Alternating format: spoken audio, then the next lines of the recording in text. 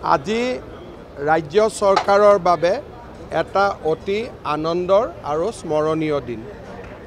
এই সময়ছোৱাত আমি 1,389টা নিযুক্তি আমি সম্পূৰ্ণ কৰিব পাৰিলোঁ আৰু ৰাজ্য চৰকাৰৰ 1 লাখ নিযুক্তিৰ যিটো প্ৰতিশ্ৰুতি আছিল তাক আমি গৌৰৱেৰে সৈতে পূৰ্ণ কৰিব পাৰিলোঁ। ইয়াৰ লগতে আজি প্ৰায় 23,000 সৰ্বশিক্ষা অভিযানত কাম কৰি থকা চুক্তিবদ্ধ শিক্ষকক নিয়মীয়াকৰণ হৈছে।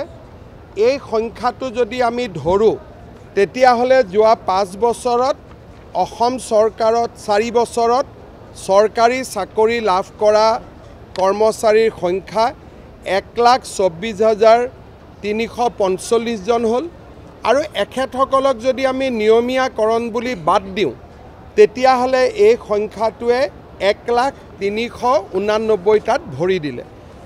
অহা বছৰৰ ভিতৰত আমি আৰু 50,000 নিযুক্তি দিব পাৰোঁ নেকি, তাৰ বিষয়ে আমাৰ প্ৰচেষ্টা আমি আৰম্ভ কৰিছোঁ আৰু এই প্ৰচেষ্টা অব্যাহত থাকিব।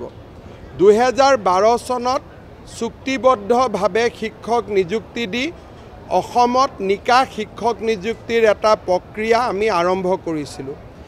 আজি সেই প্ৰক্ৰিয়াই পূৰ্ণতা পালে। প্ৰায় 24,000 শিক্ষকক আমি আজি স্থায়ী শিক্ষকৰ মৰ্যাদা প্ৰদান কৰিলোঁ।